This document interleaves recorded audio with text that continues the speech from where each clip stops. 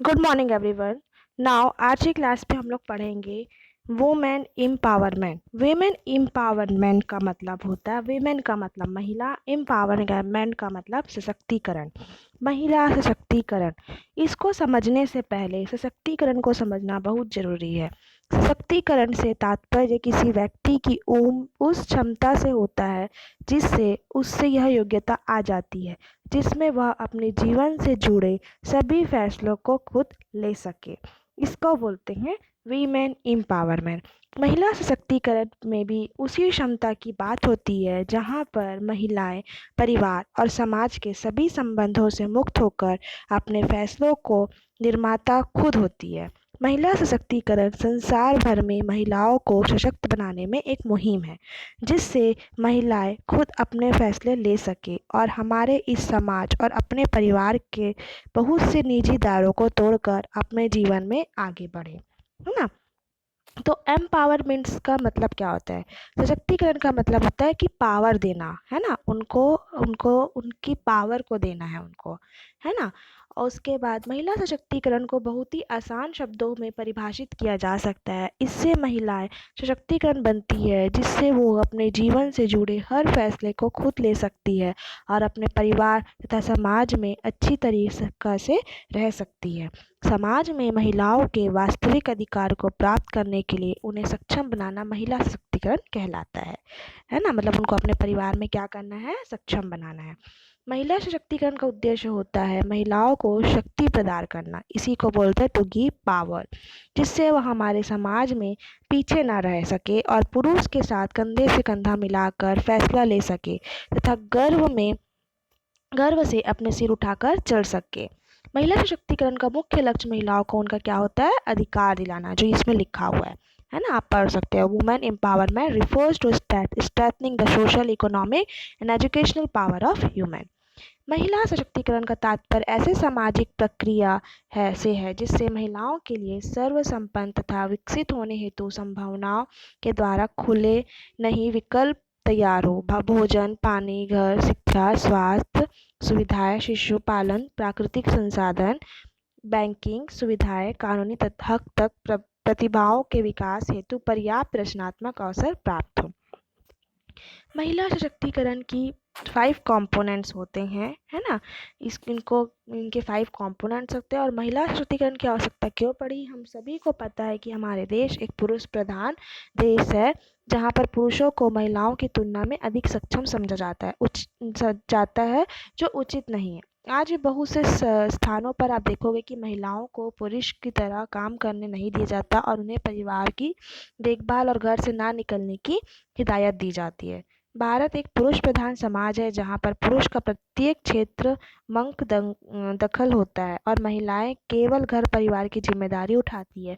साथ ही उन पर कई पाबंदियां भी होती है। भारत की लगभग 50% आबादी महिलाओं की है, अर्थात सारे देश के विकसित के लिए इस आधी आबादी की बहुत ज़्यादा ज़रूरत है जो आज तक सशक्त नहीं है और बहुत से सामाजिक प्रतिबंधों से बंधी हुई है ना। तो भविष्य में इस आधी आबादी को मजबूत किए जाना और हमारे देश में विकास की कल्पना भी नहीं की जा सकती।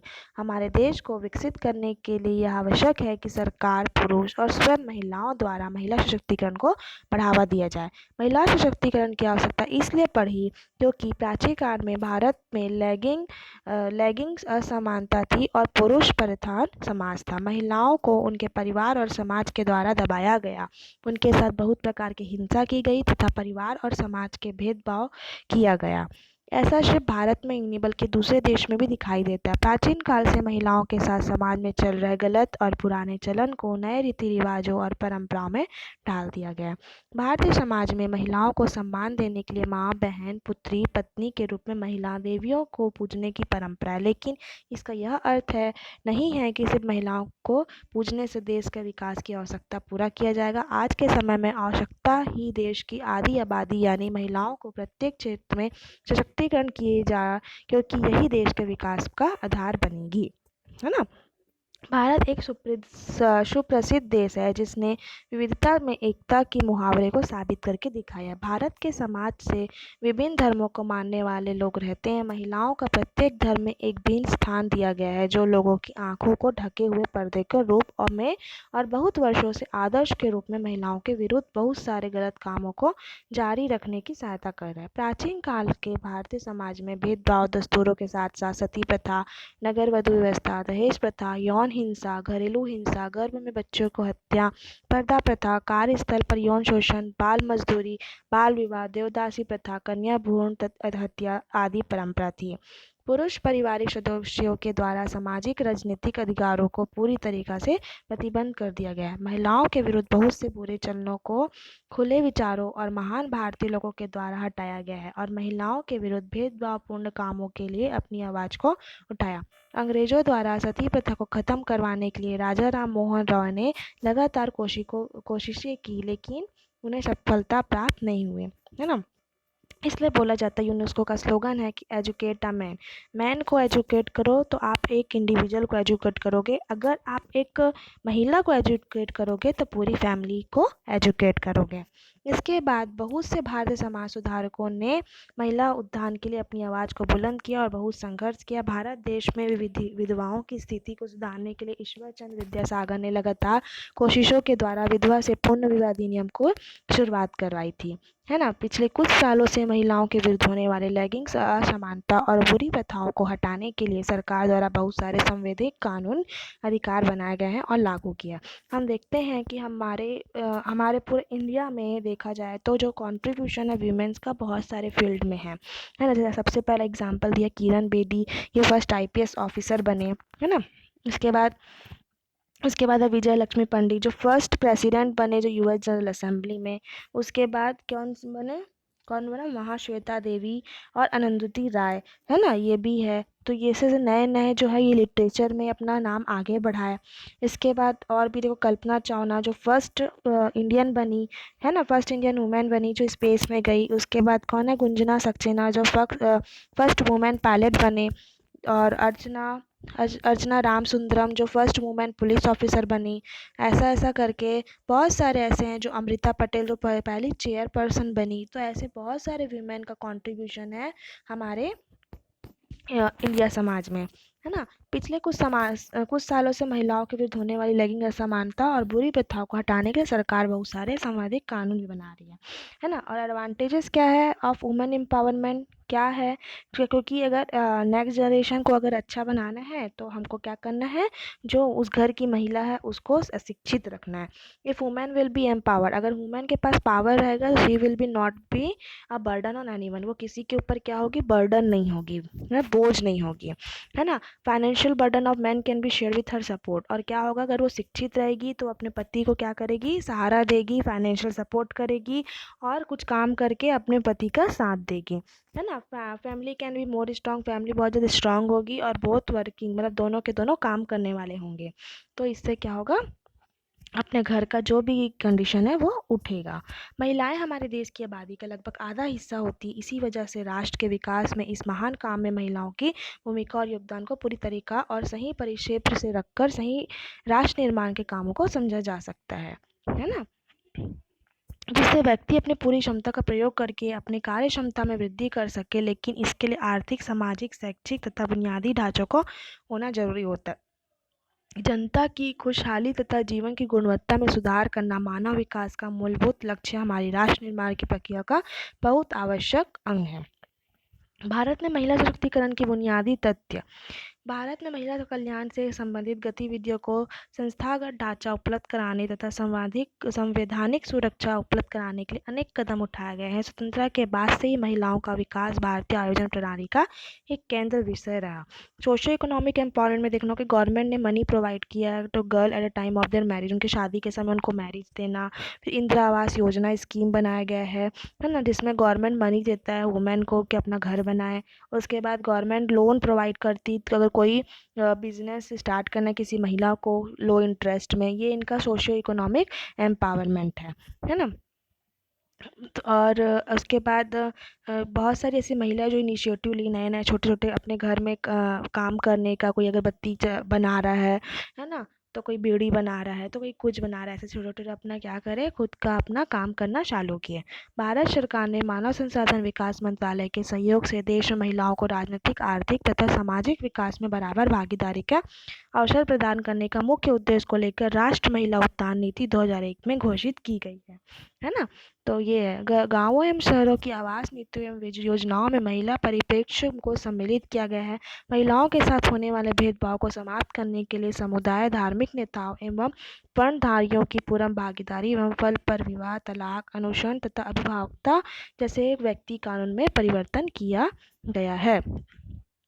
उसके बाद बहुत सारे गवर्नमेंट की स्कीम है, जैसे बेटी बचाओ पढ़ाओ scheme, one stop centre scheme, women helpline scheme, Ujjwala scheme, है ना। उसके बाद है आपका स्वाधार गृह स्कीम। जो ये सारे स्कीम जो है वीमेन के लिए, जो का अपना किसके लिए बनाया गया है, गवर्नमेंट ने बनाया। Mahila e Haat scheme, Mahila police volunteer, Nari Shakti Puraskar, support to training and employment programme for women, Indira Gandhi Matritva Sahyog योजना, ये सारे क्या है, स्कीम है जो गवर्नमेंट द्वारा चलाया जा रहा है। तो बेटी बचाओ बेटी पढ़ाओ क्या है, ये ऐसा स्कीम है जो अक्टूबर में 2014 से चालू हुआ, ताकि न्यू स्कीम है, ताकि हर एक जो बेटी है उसको क्या किया जाए, पढ़ाया जाए।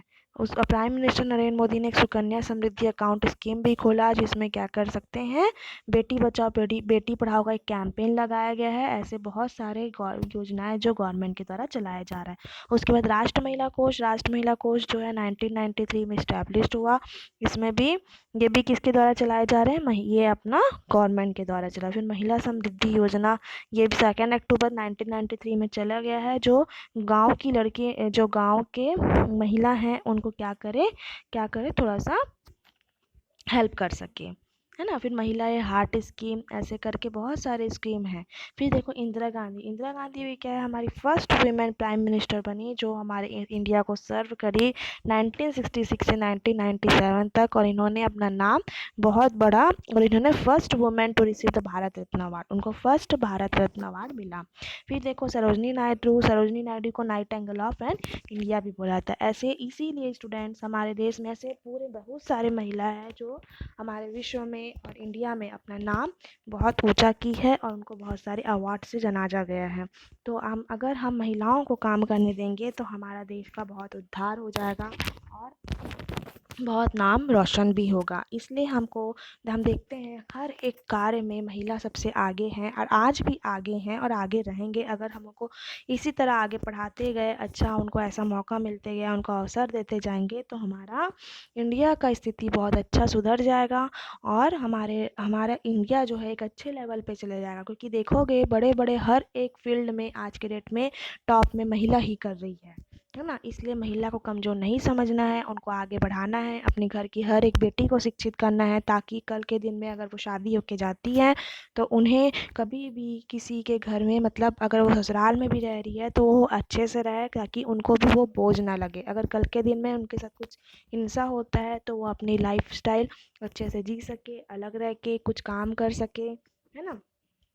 और अपने अगर लड़की एजुकेटेड होगी तो अपने घर वाले को भी एजुकेट करेगी, अपने आगे का फ्यूचर जनरेशन भी अच्छा रहेगा, है ना।